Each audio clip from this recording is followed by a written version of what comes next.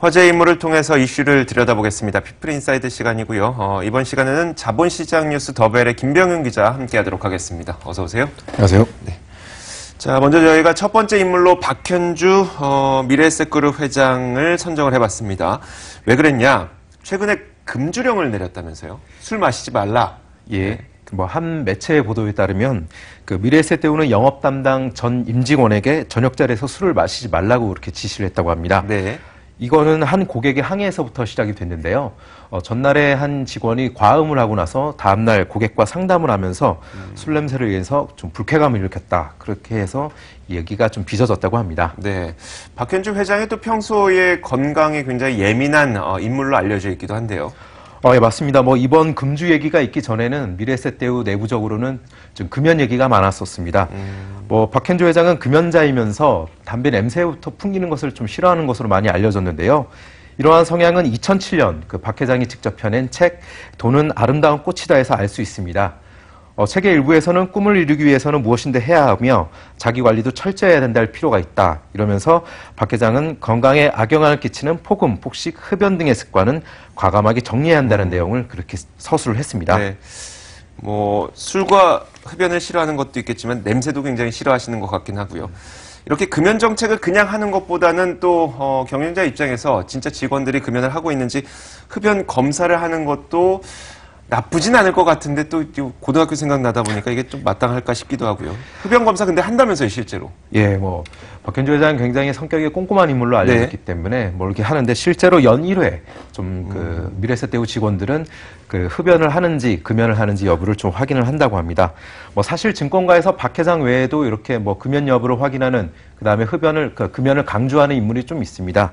대표적인 인물이 이어룡 대신금융그룹 회장인데요. 이 회장 역시 금연을 강조하고 흡연 감사를 하고 있는 그런 인물로 알려졌습니다. 이 회장의 경우에는 남편인 전 회장이 폐암으로 사망한 것 때문에 금연을 강조하고 있는 것으로 알려졌는데요. 이 회장은 2008년에 임직원에게 금연을 당부하는 편지를 작성한 것으로도 좀 알려졌습니다. 네, 자 이런 일을 직원들이 당할 때는 좀 불만이 있을지 몰라도 정말 건강은 좋아지니까요. 나중엔 또 고맙게 생각하기도 합니다.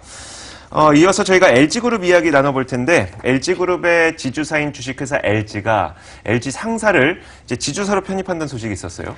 예, 맞습니다. 지난 9일입니다. 주 LG가 이사회 승인을 거쳐서 LG 상사의 지분 24.7%를 인수한다는 계약을 체결했다고 밝혔습니다. 이번 주당 거래 가격은 지난 9일 종가 약 31,000원인데요. 거래 후에 LG의 LG 상사 지분율은 0%에서 24.7%로 올라가면서 최대 주주로 올라섰습니다. 이러한 거래는 최근 공정거래위원회에서 지배구조 개선을 강조하면서 나타난 건데요. 실제로 지난 2일에 김상조 공정위원장이 네. 5대그룹과 회동을 가진 뒤에 나온 거라서 좀 많은 이들의 좀 이목을 끌었습니다. 지배구조 개선 차원에서 한 것이라면 지금 LG 상사의 지분, 그러니까 주식회사 LG가 사들인 그 지분은 특수관계인들, 그러니까 오너 일가가 소유하고 있었던 지분이었겠네요. 예, 맞습니다. 이번 딜이 더 주목을 받았던 것은 이번에 LG 상사가 판 지분 모두 특수관계인의 지분이기 때문입니다. 구본무 LG그룹 회장을 비롯해서 총 36명이 지분 매각에 나섰는데요. 이 매각 대금이 총 3천억 원에 달합니다. 가장 큰 규모로 지분을 매각한 인물은 구본준 LG그룹 부회장입니다. 이번 딜로 구 부회장은 약 361억 원의 자금을 손에 쥐게 되었고요. 그 뒤를 이어서 구봉길 희성전자 사장과 구본무 회장 역시 300억 원이 넘는 매각 대금을 챙기게 됐습니다. 네. 자, 많은 사람들이, 그러니까 총 36명의 오너 일가가 지분을 매각했는데 모든 사람이 뜻이 같을 것 같지는 않고요. 이 매각에 모두 다 찬성했습니까? 그런 건 아닙니다. 이번에 지분 매각이 있기 전에 최대 주주 및 특수관계인은 총 41명이었습니다. 이 중에서 즉 5명이 매각에 응하지 않은 건데요. 송치호 LG 상사 대표이사를 비롯해서 LG그룹의 공익재단 LG연합학원 그리고 구본걸 LG패션 대표이사 등이 거래에 응하지 않았습니다. 응하지 않은 이유는 밝혀질 수 있나요? 이번 매각 규모와 맞대서 왜 매각에 응하지 않았냐 이런 것도 시장의 관심을 많이 끌었는데요. LG그룹이 이에 대해서 개인적인 딜이기 때문에 정확한 내역을 파악할 수 없다 그런 입장을 밝혔습니다. 자, 이런 가운데 저희가 눈에 띄는 분이 있어서요. 송치호 LG 상사 대표입니다. 원래 LG는 원래 구씨 가문의 기업이다 보니까 구씨가 대부분인데 송씨라고 하니까 또 눈에 띄어요. 예, 맞습니다. 송 대표는 뭐 구씨 가문의 일가가 아닙니다. 1983년, 84년 LG 상사에 입사한 전형적인 그런 셀러리맨 신화를 기록한 사람인데요. 럭키금성 상사에 입사한 이후로 줄곧 LG 상사에서 이력을 이어가고 있습니다. 네. 정통 LG 상사맨이라고 볼 수 있는데요. 올해부터 대표가 됐으니까 약 입사 후 32년 만에 그 수장 자리까지 꿰찬 것입니다. 송 대표는 그 입사 후 23년 동안에 관리직에만 있었습니다. 그러다가 구본무 회장의 눈에 띄어서 송 대표가 관리직에만 있기만 아깝다 해서 영업을 맡겼는데요. 실제로 송 대표가 영업을 맡고 나서부터 해외 영업 실적이 많이 올랐다고 합니다.